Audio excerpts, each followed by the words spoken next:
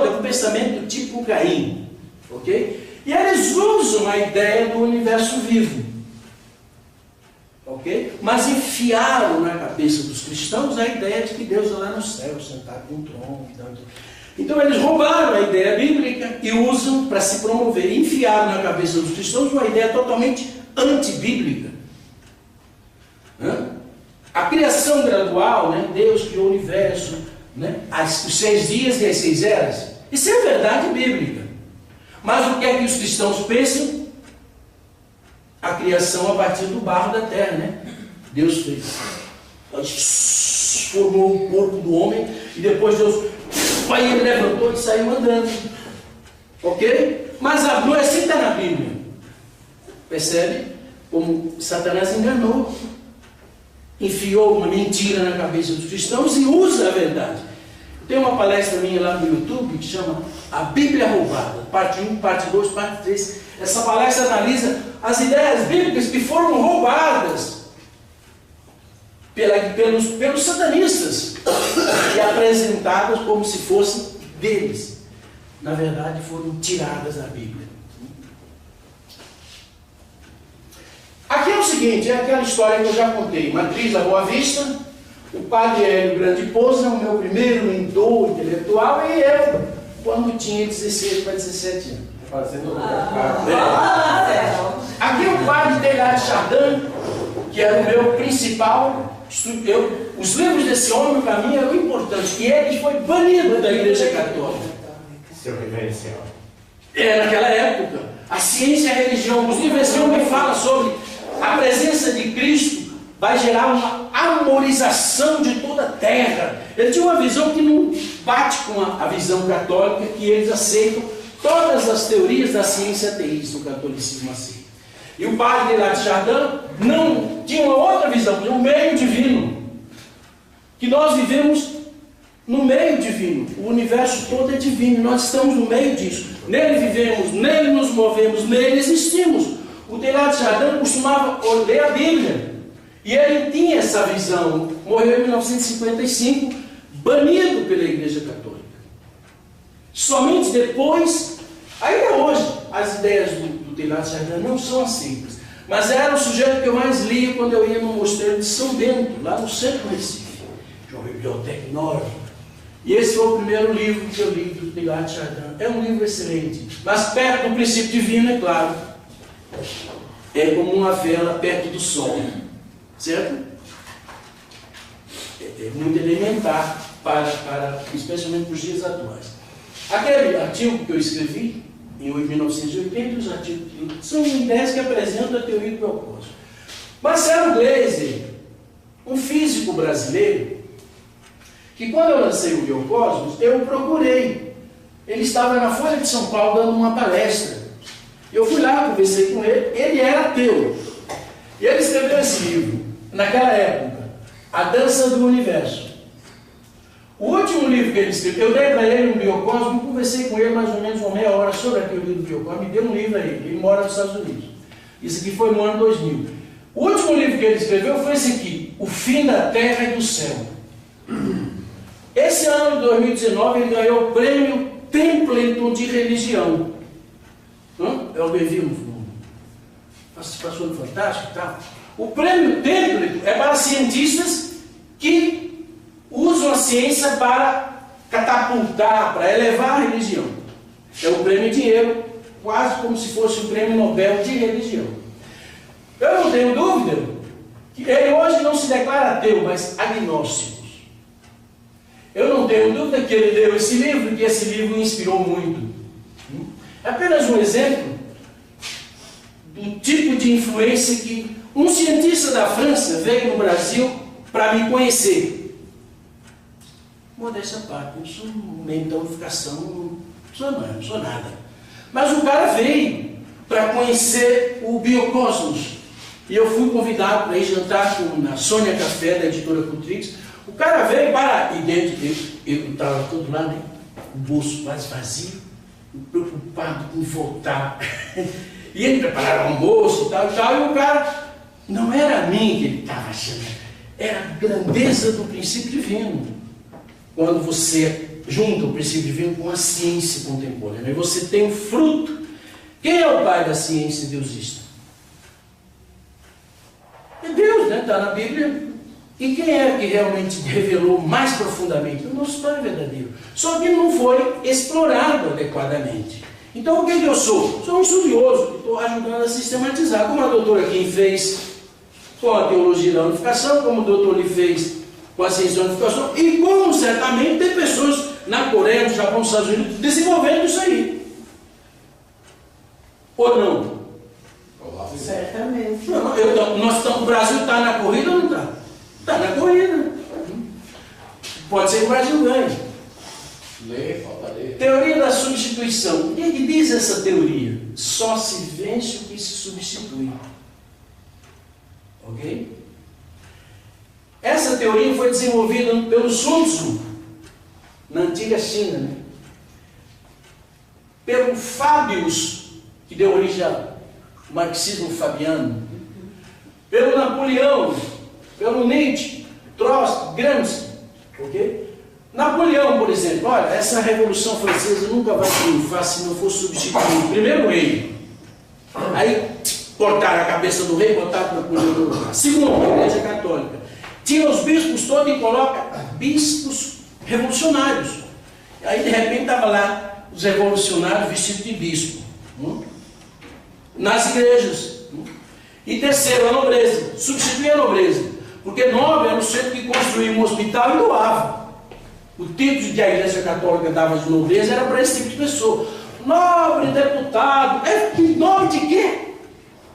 Nobre era quem construía um hospital, uma igreja. Aí só recebia o título de nobreza quem fazia algo grande pela humanidade, pelo cristianismo.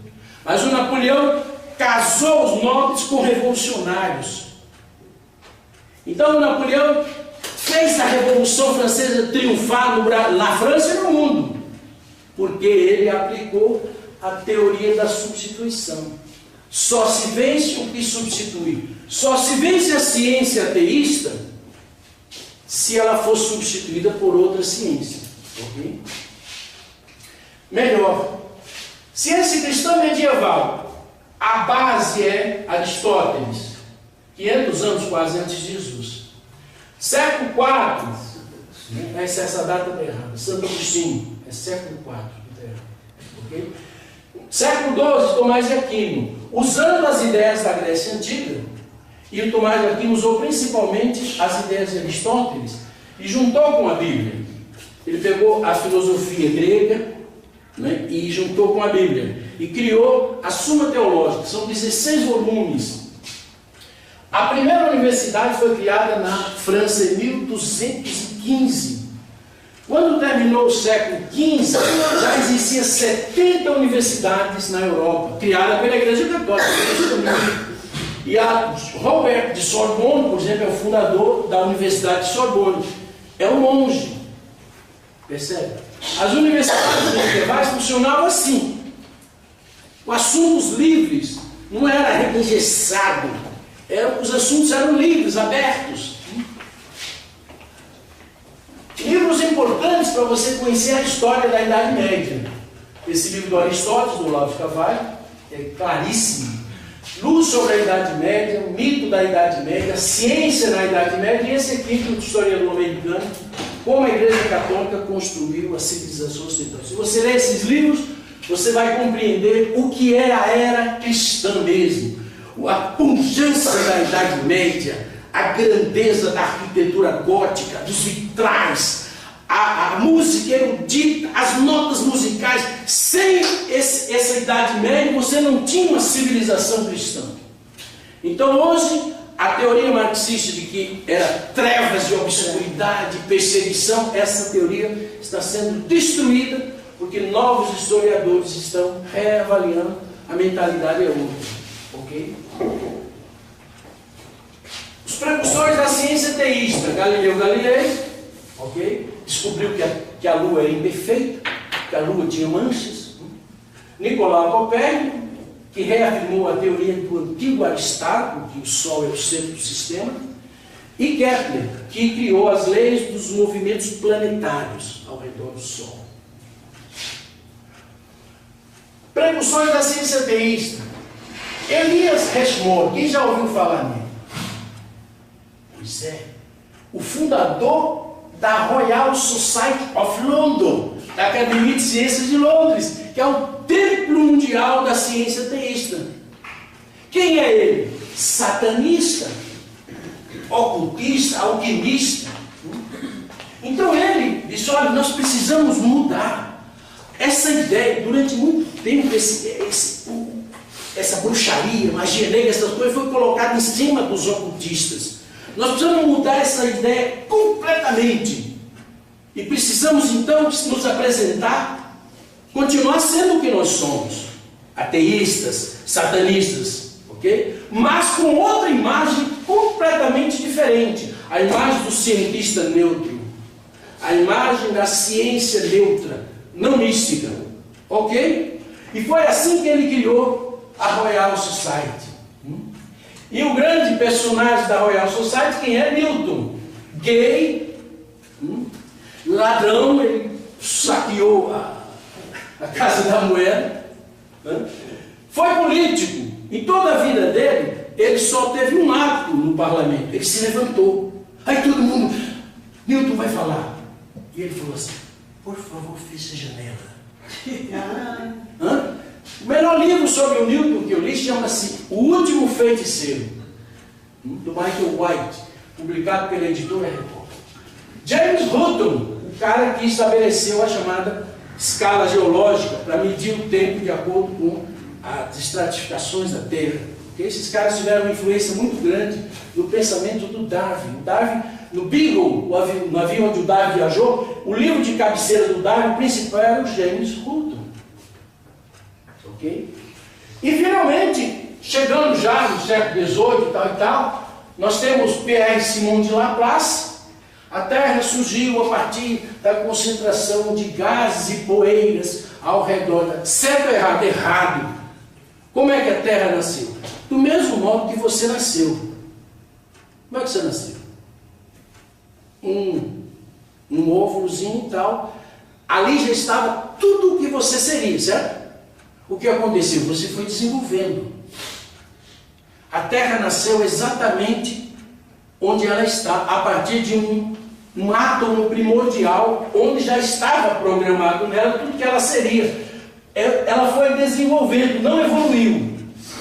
Ela foi desenvolvida como um sistema vivo, exatamente para ser o que é, para estar onde ela está, numa posição exata entre o Sol, na distância precisa, com a inclinação precisa. A Terra é um sistema vivo criado por Deus. Ok? E finalmente o Darwin, que veio com a ideia da evolução, que Deus que milhões de anos foram necessários para transformar uma espécie em outra. Ok? Eu não vou aprofundar, vou até conversar um pouco mais sobre isso. E o Einstein? Por que é que ele está dando essa língua aí? Judeu? E o Einstein criou a teoria da relatividade geral. Tudo é relativo. E o que mais ele criou? Ele desenvolveu teorias básicas para a produção da energia nuclear. E essa energia chegou a um determinado momento que ela ameaçou implodir o próprio planeta. Então a Alemanha, por exemplo, está substituindo todas as usinas nucleares por energias limpas. O Brasil tem o sistema energético mais limpo do mundo. Então Einstein, na verdade, as teorias dele estão sendo contestadas. Ok? Por exemplo, Einstein contestou a teoria do Newton, que a gravidade é uma força que atrai os corpos para a Terra. O Einstein disse nada disso. A gravidade não é uma força, é um efeito da curvatura do espaço. Você coloca a Terra aqui, ela afunda o espaço, porque o espaço é denso. Ela cria uma curva. E os corpos ao redor circulam dentro dessas curvas. Por essa teoria, a Terra já devia ter escorregado por essas curvas, já devia ter grudado com a Terra, né? É só pensar um minutinho e você vê que foi uma burrice o que ele disse. Ok? Mas afinal, o que é a Terra? O que é a gravidade? Ok? A Terra é um sistema vivo, você já entendeu isso. Ela respira, ela gera vida. A vida vem da vida, teoria da biogênese. Okay? Agora você tenta arrancar um pedaço da sua pele, o que acontece? O corpo todo se mobiliza para preservar o estado natural, conservação da ordem natural. Então, quando você arranca, que é para arrancar uma pedra da terra, ela pesa, porque na verdade a terra está resistindo para preservar a sua integridade. É um efeito biológico, na verdade. Percebe? Porque se a terra não fosse viva, podia ser até que o Newton estivesse certo, mas a terra é viva, portanto o peso, na verdade, é uma reação da própria terra, no sentido de conservar o seu estado de ordem natural. Percebe? Isso não é uma brincadeira, isso é uma coisa séria. Então a ideia de que a terra é uma rocha de morar, irta, é uma ideia que não desenvolve o amor necessário que as pessoas têm que ter pelo planeta. Se é um sistema vivo, precisa ser tratado como eles tratam os seus gatos e cachorros, etc. Entendeu? É preciso uma geofisiologia, uma geomedicina. O nosso pai, quando mandou aquele monte de santos, a nuvem de santos, não trouxe os cientistas. Trouxe os presidentes americanos, trouxe os jornalistas, trouxe os... Né? Mas não, os cientistas não fizeram nada, né? Artistas, poetas... E nenhum cientista. Nem mais nem ninguém. Por quê? A maioria dos grandes cientistas hoje são esotéricos ou ateístas. Ok. O fundamento, a ciência ateísta é o fundamento do marxismo. São 6 ideias básicas. Ok? O ateísmo, ok? O principal livro que inspirou o Marx foi A Essência do Cristianismo, do Ludwig Feuerbach. O Marx gostou tanto desse livro que escreveu outro livro chamado 11 Teses sobre Ludwig Feuerbach, que era o que inspirou o Marx. O Big Bang é uma ideia que já é a origem casual do universo, mas a partir do século XX ela foi sistematizada e recebeu o nome, teoria do Big Bang. A outra é a mecânica celeste de Laplace, que a Terra surgiu de gases e poeiras se concentrando ao acaso. A quarta é a teoria do Darwin, a origem das espécies da vida e do homem, ok? Ao acaso, por acidentes felizes ao longo de milhões de anos. A quinta ideia é a ideia do construtivismo. Ok? O que é isso? Aqui está invertido. Ok. A ideia do construtivismo. A mente é uma tábula rasa. Todas as experiências mentais, etc., são vindas do exterior. Elas são impressas. A mente é como uma folha em branco. Na verdade, por detrás de toda a psicologia do Piaget está a tábula rasa. A ideia de que a mente é uma folha de papel em branco. Ok? O construtivismo é isso. Olha, você não quer ensinar essas coisas na cabeça das crianças. Deixa que ela aprende por si só. Ela vai aprendendo, ela vai desenvolvendo pela prática. Você é só um orientador, você não tem que ter autoridade nenhuma aqui na escola. Você é só um orientador, então não tem que enfiar as suas ideias. Porque as ideias que você quer enfiar são as ideias da classe dominante, imperialista. Então você não tem que passar essas ideias para adiante. Você tem que deixar que a criança se desenvolva e tal. É a teoria do Piaget, do Freire, né? A pedagogia do oprimido. Você é um opressor. A escola não é para educar, essa escola é para criar cidadãos conscientes, empenhados na luta de classes. Tem teoria. E finalmente o contrato social. A sociedade surgiu a partir de um contrato. Ok? Os homens se reuniram, fizeram um contrato social e tal, e criaram a sociedade. Essas ideias são essas. Teoria ateísta, teoria do Big Bang, teoria da hipótese tabular, teoria da evolução da espécie, teoria do contratualismo, teoria do sócio-construtivismo. São essas ideias que criam fundamento para o marxismo e o comunismo. O Marx gostou tanto do livro do Darwin que ofereceu o Capital ao Darwin. Então, essas 6 ideias estão aqui. Não adianta você atacar aqui.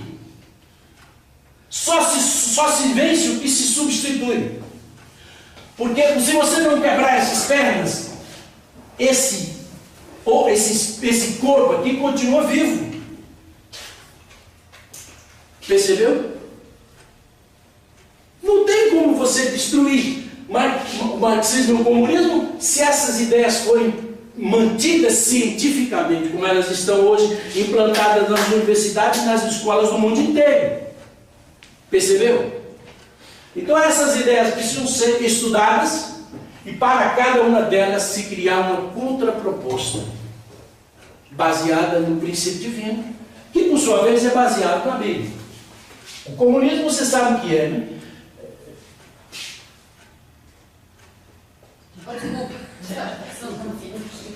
Comunismo, palavra mentirosa usada para enganar as massas e implantar a ditadura ateísta, escravista e genocida. Marxismo, um plano teórico criminoso para destruir a civilização democrata cristã e infiltrar, controlar e roubar países inteiros. É só um grupo de comunistas intelectualizados que fizeram um plano, em vez de assaltar a sua carteira, o cara rouba o país todo. Como o Lula fez, por exemplo. A dívida pública do Brasil era cerca de 500 bilhões quando o Fernando Henrique assumiu. Hoje é 5 trilhões. Está passando já. Trabalhamos quase para pagar juros. Então, é uma mentira com o objetivo de implantar uma ditadura escravista e genocida, porque se você abrir a boca... E é um plano, Marx não é um filósofo, é um criminoso teórico. Ele fez um plano, entendeu? E ele trouxe esses intelectuais. O Saul Alinsky, que é o cara que idealizou trabalhar através de ONGs, ele aprendeu na máfia, ele se infiltrou na máfia do Al Capone e ele aprendeu. O comunismo tem que funcionar como uma máfia, um país dentro, um governo dentro do outro, discretíssimo. Trabalhando com ONGs. O Brasil tem 200 mil ONGs. A Amazônia tem 2.000 ONGs. E nós precisamos saber disso porque nós somos os herdeiros dessa terra. Aqui é o que eu expliquei já. Nem precisa ler. A ciência teísta é o fundamento pseudocientífico do marxismo. Para destruir o marxismo e o comunismo, nós precisamos desmontar a ciência teísta. Mas, antes da ciência deusista, apareceu outra ciência. E ela começou com quem? Com o Einstein. Nos anos 20, é a chamada, o que está escrito aqui? A gnose de Princeton. Na Universidade de Princeton, é lá que começou a formação, o pensamento afro-indiano, mítico politeísta, começou a tomar corpo dentro da Universidade de Princeton. E o Einstein é um desses elementos que ajudou a construir isso aqui. Ok? Aonde nasce tudo isso? Isso aqui começa com a magia mítico-politeísta africana. Há cerca de 70 mil anos atrás, os africanos migraram para a Índia. E aí surge o Bhagavad Gita e todo o Mahabharata, Bhagavad Gita, Canção do Senhor, é um livro do Mahabharata. Ok? E aí você tem o hinduísmo, que influenciou muito a Grécia Antiga. Depois você tem todo o desenvolvimento de uma ciência. Ok? E ela vem e começa a penetrar na física. Ela vai se construindo, ok? O tal da física. Ela vem se desenvolvendo, ponto de mutação sobre a origem da vida. Gaia, que a gente já viu, ok? E ela continua, só que ela começa a sofrer uma mudança por aqui. Ela começa a falar em cristianismo. Ela começa a se fundir com o cristianismo, o quinto evangélico, ok? Maria, evangelho de Maria e tal. Maria Madalena começa a entrar, Jesus entra. Cristianismo zen, esoterismo, cristianismo esotérico, ok? E aí vem a biblioteca de Nag Hammadi, que é uma espécie de Bíblia. E eles vão se penetrando e vão assumindo o corpo do cristianismo. E finalmente chega aqui, ó, o reaparecimento de Cristo, da Red Bible, ok? Aí você tem aqui a lei da atração, etc. E finalmente você tem o código da Vinci, eu estou vendo agora. o Código da Vinci. O Código da Vinci simplesmente diz: Jesus tem um herdeiro vivo na terra, ok? E esse herdeiro vai aparecer a qualquer momento. Essa é a última, ok? E esse herdeiro é descendente de Jesus com Maria Madalena e está aí plantado. Ou seja, começou lá na magia africana e terminou no cristianismo. Assumiu a aparência do cristianismo. Dentro é ele, ok? Mas por fora, entendeu? É cristianismo, ok? Percebeu?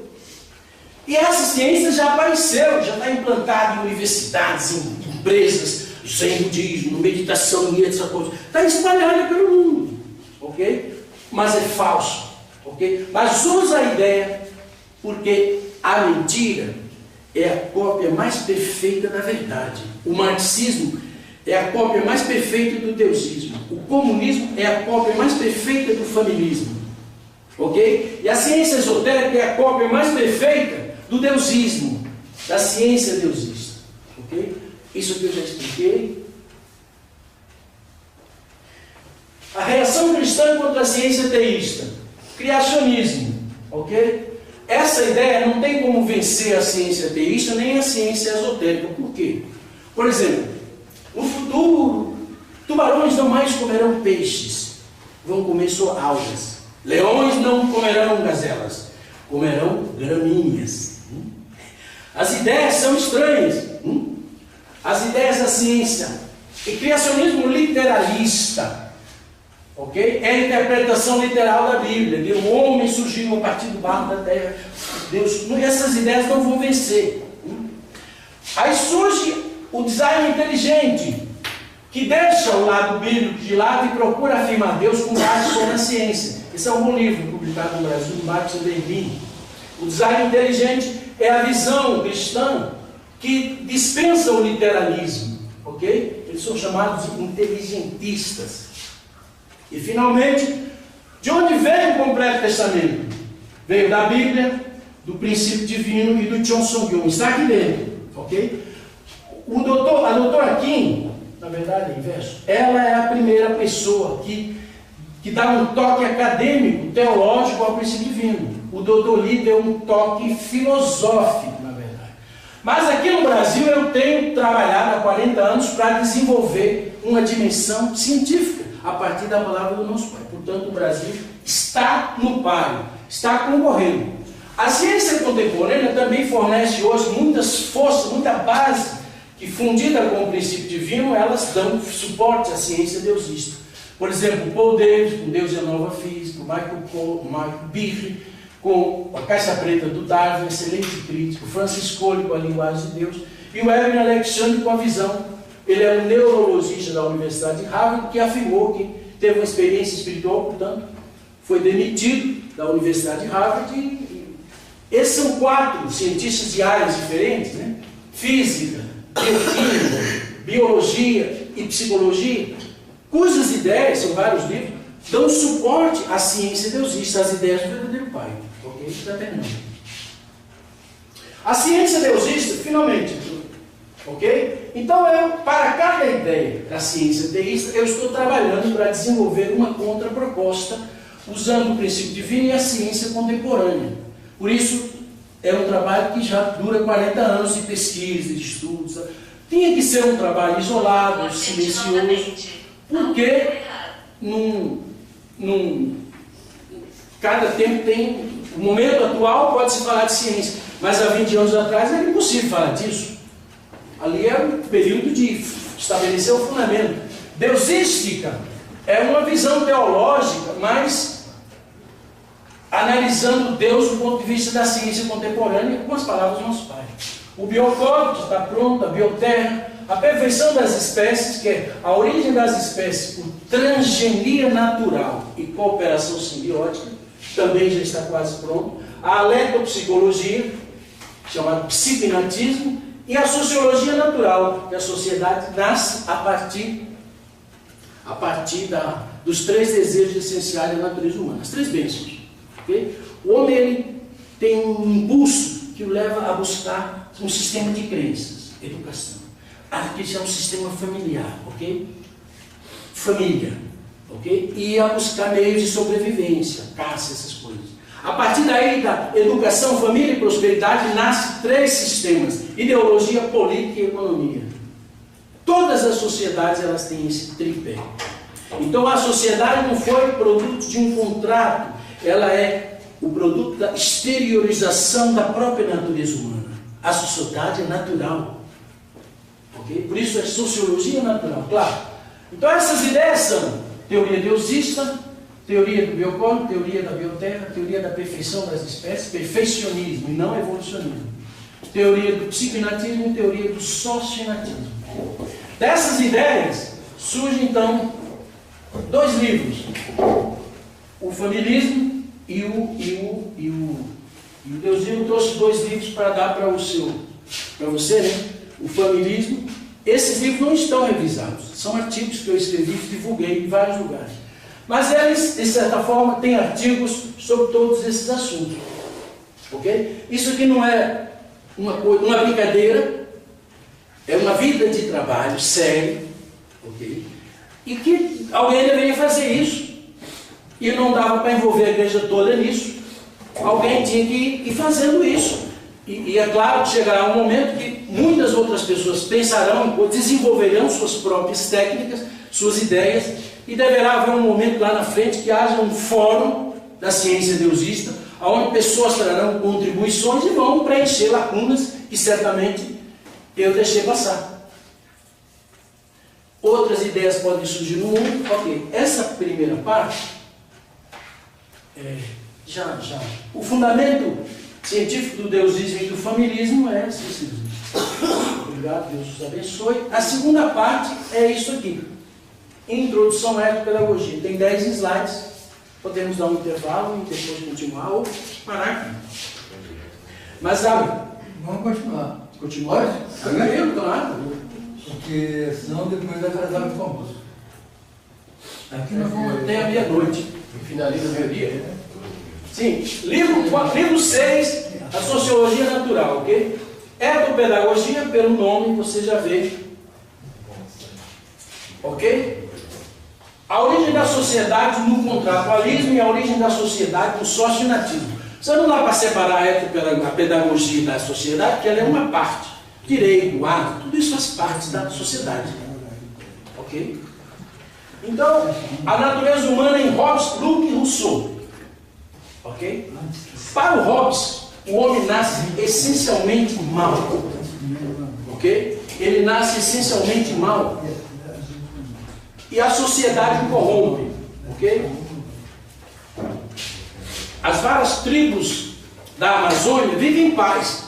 Mas quando elas se aproximam, entram em guerra pelo território.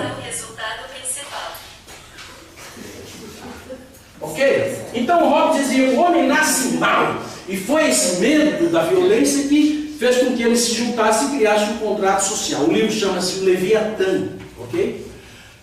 Locke, o homem é neutro. Não é bom nem mau. Ok? E...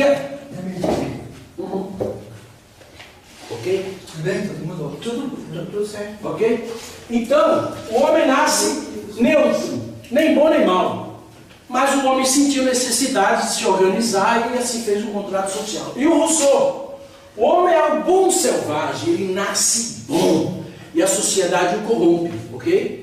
E por causa disso os homens se uniram e construíram, fizeram um contrato social, que é o livro do Rousseau. Sociologia da unificação. O homem é híbrido. Bem e mal. Certo? Um homem híbrido construiu uma cultura híbrida. Bem e mal. Uma cultura verdade e uma cultura mentira. Essa cultura se transformou num mundo híbrido, bem e mal. Certo? Toda teoria tem que ter uma prova. Estaria o bem e o mal para você provar que o homem é híbrido. Ok? É híbrido. Basta você partir daí cientificamente. Se você for lá atrás, vai ter que falar que o arcanjo se for igual ao pai. É bom? Pega uma toalha. Aqui, ó, papai, ó. que o arcanjo Lúcifer fornicou com Eva. E aí você entrou num campo que vai... Tem uma toalha no meio. Desculpa. Um campo que você entra numa questão que tem que ser estudada também de uma forma acadêmica, usando a psicologia. A queda do homem pode ser defendida com base na psicologia, como Freud fez. Para o Freud, a origem de todos os males psicoemocionais é sexual. Ok? Então, se você pegar e estudar profundamente a psicologia do Freud e outra psicologia, você desenvolve uma teoria da queda humana psicológica, sociológica, que não pode ser contestada. Percebe? Então, o conceito de cultura na sociologia é contratualista. Um conjunto de crenças, valores é desenvolvido pelo homem em sociedade. Existe a cultura espiritual e a cultura material. Iluminismo, positivismo e comunismo são 3 etapas de um modelo de sociedade. Ok? Os 3 são ateus. Os 3 nascem na França, mas triunfa na Rússia o comunismo em 1917. Mas foram forjados pelo pensamento desses pensadores Rousseau. Rousseau é o principal pensador do iluminismo. A estrutura da sociedade é dupla. Ela tem a superestrutura, as ideias, etc. E tem a base. É a base que cria a superestrutura. Então a sociedade tem uma estrutura dupla. Ok? Os forças sociais e o multiculturalismo. Hoje se fala muito em multiculturalismo. Na verdade, o multiculturalismo é devido à existência de forças sociais. Ok? Sociedades de níveis sociais diferentes, níveis culturais diferentes, convivendo em harmonia, e os caras querendo preservar isso para toda a eternidade. Isso é o que o esoterismo prega, o comunismo prega. O chamado multiculturalismo são culturas de níveis diferentes, níveis de civilização diferentes, que eles querem que convivam para sempre juntos, sem haver mudanças. Teoria da história, o marxismo e o comunismo vocês já conhecem, né? A verdade é o marxismo e o comunismo é inevitável. É o falso que precede o verdadeiro. Origem da sociedade no socio-inatismo, na sociologia natural. A natureza humana é híbrida. Já expliquei isso. Ok? É o que o nosso pai diz, isso pode ser provado. A teoria dos 3 desejos essenciais da natureza humana inata, NI. Ok? Então veja, os 3 desejos essenciais da natureza humana se manifestam na busca um sistema de crenças, um sistema hierárquico de familiares, um sistema de sobrevivência econômica. Daí surge a ideologia política e a economia, que é o tripé básico de todas as sociedades, africanas, indígenas, todas elas têm esse sistema. É uma estrutura tríplice, não é dupla, percebe? A partir dos 3 desejos essenciais. É isso que cria as 3 bênçãos. É o que cria a sociedade. O conceito de cultura na sociologia natural. Existe a cultura verdade, a prática da verdade gera a civilização cristã, que é uma verdade ainda parcial, e a prática da mentira, a cultura mentira, que é a cultura marxista, que não é só um sistema de pensamento, é uma cultura completa, um modelo econômico, etc, etc. A cultura mentira e a cultura verdade. Mas existe um terceiro elemento, que é a cultura híbrida. Que é quando a mentira e a verdade se misturam. Ok? Claro que isso destrói a sociedade. A estrutura tríplice das sociedades, já expliquei, a teoria das própsis e contrápsis. Quando você olha para uma montanha, para o mar, aquela imagem e a imagem que você tem na sua mente, que Deus você tem essa pré-imagem. Quando você olha para a montanha, aquela imagem de fora e a imagem que você tem na mente, elas se harmonizam, se tornam um. E você tem aquele sentimento. Agora, quando você olha para uma favela, aquela imagem não está na sua mente. Aquilo gera um conflito psicológico, intrapsíquico, que afeta a sua imagem, que afeta o seu sentimento, que afeta até a saúde do seu corpo. Ok? Quando você olha para uma montanha, ocorre uma própse. Quando você olha para uma favela, ocorre uma contrápse. Ok? Esse aqui é um estudo feito na sociologia, na psicologia da unificação. Ok? Teoria da história. O futuro da humanidade não é o marxismo e o comunismo. O triunfo da verdade, que é o deusismo, E a prática do deusismo automaticamente constrói o familismo. Essas duas palavras foram criadas pelo nosso Pai. Ok? Então, nós. 3 princípios da etopedagogia social. Ok?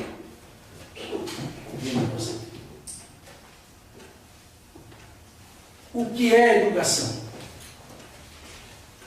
Educar é orientar e auxiliar o homem no caminho da concretização dos 3 desejos essenciais Da natureza vida: humana inata. educação, família e prosperidade. Tudo que contribui para a concretização dos 3 desejos essenciais é um valor. Tudo que se opõe aos 3 desejos essenciais é um antivalor. Para que haja educação social à família, para que haja educação social, a família, a escola e a mídia precisam estar alinhados, fundamentados na verdade, na beleza e no bem. Nas artes do belo, por exemplo, a verdade, a busca da verdade, propende o espírito humano para o belo e para o bom. As artes do belo propende o espírito humano para o verdadeiro e o bom. E a prática da bondade propende o espírito humano para o verdadeiro e o belo. As artes do belo deve ser parte da educação de qualquer escola elementar. Ok? O melhor livro sobre isso no Brasil chama-se As Artes do Belo, do professor Carlos Nogueira. Ensinar a criança a batucar não vai resolver o problema. É melhor ensinar ela a tocar violino e montar uma orquestra sinfônica, entendeu? Todo mundo aprende, todo mundo tem a mesma capacidade. Ok? Então, olha, aqui, tudo que contribui para a concretização dos 3 desejos, das 3 bênçãos, ok? É um valor absoluto. E tudo que se opõe a esses valores é um antivalor. Droga, mentiras, sexo livre, todo esse lixo aí é para destruir o homem, ok? E tem que haver uma harmonia entre a família, a escola e a mídia. E é claro que o governo vai intermediar isso para que haja essa harmonia. Os 3 têm que falar a mesma linguagem. Okay? Princípios da etopedagogia social. É possível. Os 4 tipos de relações familiares básicas, parental, conjugal, fraternal e filial, se estendem para a escola e a sociedade, gerando harmonia, cooperação, progresso e perpetuidade. 2. A quebra dos 4 tipos de relações familiares básicas desarmoniza, conflitua e desintegra o indivíduo, a família e a sociedade. 3. A paz social é o produto da paz familiar, e a paz familiar é o produto da educação de valores. Certo? Então, é o amor. Ok? As 4 tipos básicos de relações familiares é o amor parental, conjugal, fraternal e filial. Ok? Esses 4 tipos de relações familiares se estendem para a sociedade. A relação do aluno com o professor é um tipo relação pai-filho. Ok? E a quebra disso é a escola de Frankfurt, do marxismo da Alemanha, que desintegra a família e a sociedade cai sozinha. Ok? É a quebra desses 4 tipos de relações familiares que são baseadas no amor. Esses slides vão ficar à disposição para quem quiser depois dar uma olhada. Ok? Já vimos isso. O que é etopedagogia? Ethos é um conceito grego parecido com cultura. É um conjunto de sistemas, ideias e valores de uma determinada época, sociedade de uma determinada época. O termo etopedagogia se refere a uma pedagogia baseada em valores inatos, universais e históricos. É a teoria da educação de valores, a educação do coração, não é? Visando pacificar as relações humanas na família e na sociedade. A etopedagogia é uma pedagogia interna, espiritual e moral, considerando a natureza bidimensional do homem, é uma disciplina curricular necessária e complementar da pedagogia externa, que é científica, cultural, artística, esportiva, etc. Ok? Então a proposta para o Bolsonaro é etopedagogia, teoria da educação de valores no lugar da educação moral e cívica que os militares colocaram. Só que os senhores que estão no meio acadêmico, no meio escolar, podem fazer com que isso se ajuste de uma forma mais adequada. Ok? Então já entenderam aqui, né? A ideia de uma ecopedagogia é um dos temas mais urgentes do nosso tempo. Eu sugiro que todos leiam esse livro. Maquiavel Pedagogo. Pascal Bernardin é um pensador francês dos mais importantes. Ele estudou e desmontou a farsa ecológica. Ok? O gás carbono ajuda as plantas a crescer. É o gás da vida. Né? Você está sendo enganado. Então leia esse livro que você vai ver documentos da ONU, documentos do mundo. O Bernardin baseia suas teses em documentos. Ele denuncia o crime que está sendo cometido com essa questão da fase. Né? Houve uma grande tempestade nos Estados Unidos. Há 70 anos atrás houve uma parecida. 70 anos atrás. Então essa que aconteceu agora não é produto do aquecimento global? Não? Percebe? Pesquisa na internet. Ricardo Felício e Carlos Molion são os dois maiores pesquisadores disso no Brasil. Maquiavel Pedagogo é a crucificação de São Pedro, a destruição da Igreja Católica. É claro, ele tem outros livros, mas esses são os livros que já... Esse foi publicado no Brasil, esse aqui está sendo traduzido para ser publicado pela mesma editora que fez isso aqui. É fundamental você ver o que eles fizeram com a educação nesse pequeno livrinho. Todos os professores deviam ler esse livro, deviam estudar esse livro. Ele também está disponível na internet, no YouTube. Qual que é o autor dele? Pascal Bernardin. Maquiavel Pedagogo. Claro, pela internet você compra em qualquer lugar do Brasil. Esse é amarelo. Ok? Tá certo? Ele é autor dos 3 livros. Esses 3. Tem outros, mas esses são os centrais. Aqui ele desmonta a teologia da libertação, todo o crime que está sendo cometido contra o cristianismo católico, por infiltrações do globalistas, enfim, esses caras aí. O senso de organização é natural, ok? A tendência a organizar. Na mente do homem existem chamadas leis da pregnância, que você olha um círculo, ele está mais ou menos imperfeito, quando você olha, a sua mente ajusta ele. Está em você. Se você tem um quadrado bem torto, você olha, a sua mente, ela quer botar ordem. Todo mundo é assim. Você olha um negócio que está meio fora de ordem, você olha, e tem uma vozinha que diz assim, conserta. Não é assim? Você nem sempre obedece. Mas a mente original diz, põe ordem, conserta. Então o senso de organização é inato nos cupinzeiros. Há uma sociedade aqui. Nas formigas, nas abelhas, nos macacos, ok? Nos índios, que já são um nível de sociedade, ok? E na cidade de São Paulo, nas grandes sociedades, o senso de organização e ordem é inato, nasce com o ser humano, ok?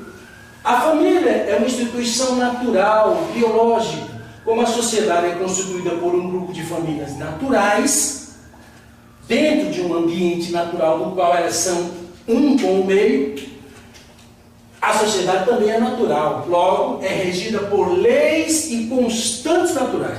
A sociedade também é regida por leis e constantes naturais, porque a sociedade de leão é natural, também constrói um ninho, uma toca, e a sociedade humana são seres biológicos da natureza, também constrói um ninho, o lar. No momento que você separa a família da natureza, você cria uma sociedade artificial e a família pode ser destruída lá vão ter, ok? O Levi-Strauss, por exemplo, os graus de parentesco, pai, mãe, filho, neto, bisneto, tal, primo, essas coisas são naturais. Ele estudou as estruturas elementares do grau de parentesco e ele disse, não, isso é universal e histórico. Os graus, o incesto sempre foi proibido em todas as sociedades, das tribos africanas às tribos ameríndias. É natural, percebe? O grau de parentesco não é uma instituição social inventada arbitrariamente e imposta. É natural. É como a religião, Emile Durkheim, ele dizia, de tão natural e universal, de tão universal, a religião chega a ser natural. A natureza mística do homem é universal, histórica, ok? Então, é um exemplo do que se diz ser uma instituição social, que na verdade não é. Tábula rasa versus teoria dos ináticos. Teoria dos ináticos é o que o doutor Lee chamava de arquétipo, de protótipos. É uma palavra que não é a melhor, mais adequada. É o construtivismo versus psiconatismo. Os ináticos são elementos universais da natureza humana inata. Apenas a estrutura física e os ináticos são herdados. O senso de justiça. Você vê um sujeito, ele chuta um cachorro, você olha e ele bate no senso de justiça. Você não vê que esse cachorro não merece isso? Eu vou criar uma lei para você nunca mais chutar esse cachorro. Você cria uma lei. O sistema jurídico nasce dessa maneira. O senso de dever, o senso de justiça são inatos, universais, históricos. Índio sente, todo mundo sente. Exemplos de ináticos. Primeiro, as 3 bênçãos da Bíblia estão inscritas na natureza humana, são ináticos. Ok? As 5 desejos espirituais, né? Conhecimento total, plena verdade, plena experiência, plena saúde, eterna juventude e vida eterna. Todos os seres humanos têm esses 5 desejos, mas não podem ser realizados fisicamente. Mas está na natureza humana, são os 5 desejos espirituais da natureza humana. São ináticos. O senso de ordem, senso de justiça, senso de dever, talento artístico. Todo mundo tem um talento para alguma arte. Inteligência, uma habilidade, criatividade, emoções, sentimentos e a linguagem. As línguas todas podem ser diferentes, mas a gramática é idêntica. O Noam Chomsky chamava isso de gramática gerativa. Ela tem os mesmos verbos para expressar os mesmos sentimentos, as mesmas necessidades. A gramática é universal. As línguas, as palavras, os sons podem ser diferentes, mas a gramática é básica. Ok? O amor é um sentimento descrito em todas as línguas. Ok? Então, a linguagem também é um inático. Com quem Adão e Eva aprenderam a falar? Só se fala se você aprender a falar. Os anjos, quem mais? As que Deus tinha uma boca? Não. Os anjos foram criados para quê? Para, nascendo Adão e Eva, saber com que alimentá-los. Lembra da lenda de Tarzan? Uma chimpanzé criou o ser humano no meio da floresta. Então os anjos, antes da criação do homem, onde Deus criou os anjos? No espaço? Não. Primeiro Deus criou a terra. Depois ele criou os anjos, né, no contexto para cuidar do homem. Antes do homem nascer, tinha que haver um ser inteligente capaz de entender o homem. Então Deus não criou os anjos no vácuo, a partir do nada. Tinha um propósito. Ok? Então Adão e Eva aprendeu a língua, a proto-idioma, que a linguística estuda que há uma língua mãe, que eles chamam de proto, não é o sânscrito indiano. O proto-idioma ele existe. Ok? E as línguas todas derivam desse proto-idioma, que é a língua adâmica. Que, na verdade, eu acho que se perdeu. Talvez o Hangul coreano seja um retrato dessa língua. A teoria dos ináticos é a contraproposta da psicologia deusística para a teoria da tábula rasa. Ok? Da ciência teísta, que fundamenta a hipótese do construtivismo de Piaget e Vygotsky. O Lev Vygotsky só ampliou e criou um livro chamado A Formação Social da Mente, que é básico. Teoria das constantes sociais. São os valores morais. O familismo e o senso de organização são ináticos psicobiológicos, sendo a natureza regida por constantes naturais. Sendo a família uma organização natural, parte da natureza, ela também é regida por constantes naturais. Sendo a sociedade constituída por um grupo de famílias naturais, a sociedade também é natural e regida por constantes naturais, aqui chamadas de constantes sociais. As 5 constantes sociais imprescindíveis são as leis da criação. Ok? Lei da fidelidade. É a lei das unidades duais ou lei da dualidade. Ok? A lei da fidelidade, tem que haver fidelidade entre homem e mulher, entre amigo e amigo. Tem que haver fidelidade em todas as relações humanas. Ok? Lei da cooperação. Sem cooperação não há progresso. Lei da ação harmoniosa de dar e receber. Terceira, lei da mobilidade. Lei do desenvolvimento através de 3 estágios. Ok? Então, lei da mobilidade gradual. Não dá para você partir do primário e direto para a universidade. Tem que ter um processo. Tudo é assim. Ok? Lei do dever. Se todos cumprirem seu dever, todos terão o seu direito. A criança tem direito à educação, claro. Mas e quem é que vai fazer esse direito concretizado?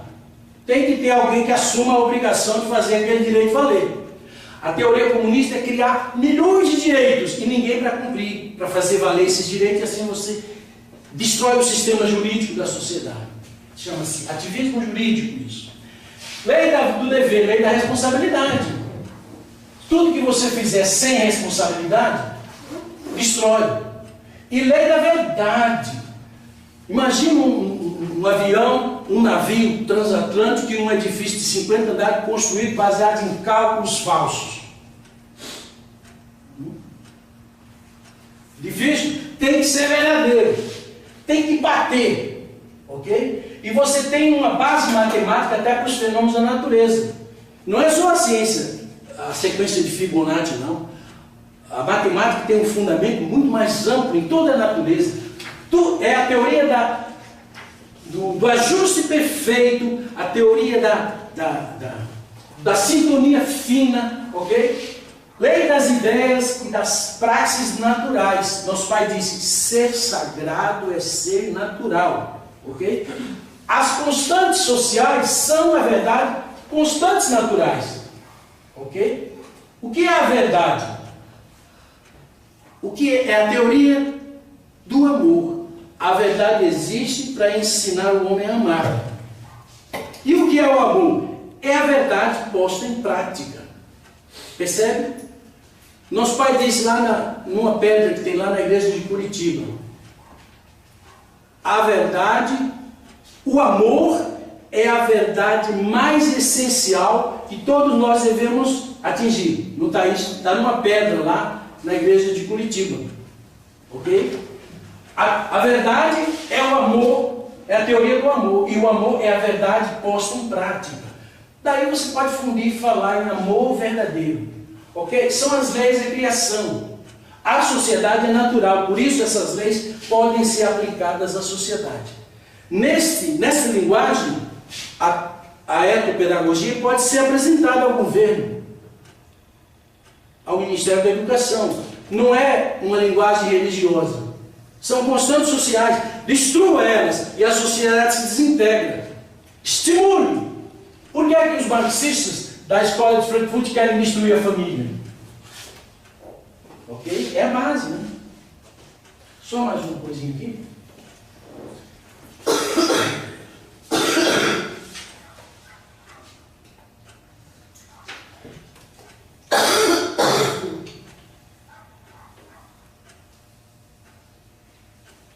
Ok. Acho que é só.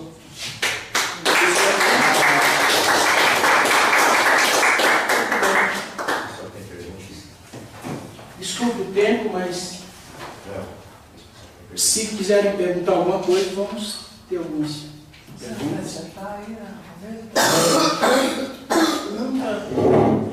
Ficou claro, né? Isso não é absoluto, porque naturalmente eu sou um sujeito relativo. O que tem de absoluto é até onde foi o nosso pai. É isso aí mesmo. Só que dar uma retomada aí, eu perdi um pouquinho a linha ali que eu estava anotando do raciocínio na teoria do Leviatã. Só o básico. Leviatã. Eu tentei ler, mas eu não gostei, eu não consegui me envolver com a leitura. Século E é um XVII. tema muito jogado em filosofia e sociologia do ensino médio. Né? Eu queria que você tivesse uma abordagemzinha bem simples assim. O Leviatã é o livro do Hobbes, Thomas Hobbes, escrito no século XVII. E nesse livro ele parte do princípio de que o homem a natureza humana é má. Havia crimes, assaltos, saques, e por medo da violência, os homens decidiram fazer um contrato social. Dentre eles, escolheram um para ser o Leviatã, um ditador. Não é um sujeitinho democrata, não. E esse ditador iria criar normas e um exército que era mantido pela ajuda financeira do grupo social, e a partir daí se criou a sociedade. O Leviatã é a figura de um ditador. O Hobbes, não tem dúvida, é uma espécie de monarquia, porque mais rigorosa. Porque o Locke, que era mais cristão, já tinha uma ideia mais, a ideia de que o homem, a natureza humana é neutra, porque havia leis jurídicas, etc. E o Rousseau é o que inspirou a Revolução Francesa, que o homem é originalmente bom. Enquanto eles são tribos isoladas, recentemente descobriram uma tribo isolada na Amazônia. E aí os sociólogos, os marxistas, não, é bom que eles fiquem isolados e que permaneçam assim. Achando que estava defendendo, na verdade é um fóssil social perdido no meio da floresta de seres humanos que precisam da civilização. Mas a ideia do Rousseau de que o homem, as tribos isoladas são pacíficas, mansas. Mentira! Os homens, as tribos são Caíns ou Abéis, elas podem ser violentas ou pacíficas. No Brasil, por exemplo, os tupis guaranis eram mais pacíficos, receberam os portugueses na oração, mas os Gês e Tapuias eram Caínzão mesmo. Então a natureza humana é híbrida e se formam grupos com características caínicas e abelíneas. Okay? Essas duas palavras, eu forjei essas palavras para substituir a ideia de dionisíaca e apolínea. Porque Dionísio e Apolo é da Grécia Antiga, é Caim. Mas o Nietzsche dividiu dois tipos de pensamentos e tal, dionisíaco e apolíneo. Mas esse aí está errado. O pensamento que divide realmente é o pensamento caínico e o pensamento abelíneo. Para não falar de Caim e Abel, mas aí dá uma melhorada. Caínico e abelíneo. Entendeu? O livro Leviatã é pequenininho, pode ser lido, mas em essência é isso. A sociologia da unificação, a palavra unificação restringe. Isso é lá do pessoal do mundo.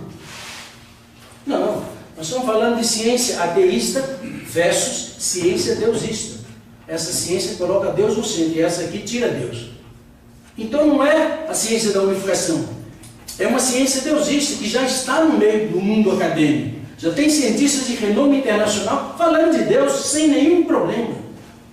Então, dessa maneira, se fala de ciência deusista e ciência ateísta como uma guerra cultural que está em pleno vapor.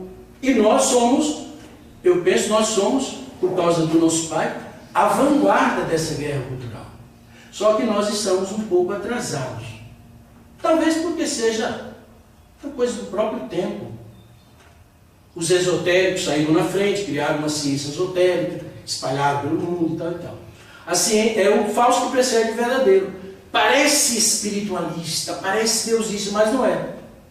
É como o marxismo e o comunismo. Parece verdadeiro, mas é falso. A ciência esotérica parece verdadeira, mas também é falsa. Então a verdade é o deusismo e o familismo. E a verdade é que a ciência da unificação é fundamentada na Bíblia. Eu estou preparando um livro chamado A Bíblia e a Nova Ciência, para mostrar que as maiores teorias da ciência atribuída aos cientistas ateístas são, na verdade, retiradas da Bíblia.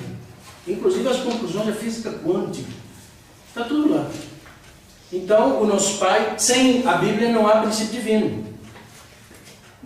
Então nós temos que pegar a Bíblia e fortalecê-la. Porque o mundo, os ateístas, estão mutilando a Bíblia. Eles já tiraram um pedaço enorme dela. Estão trocando palavras, mudando o sentido de tudo e distribuindo a Bíblia de graça.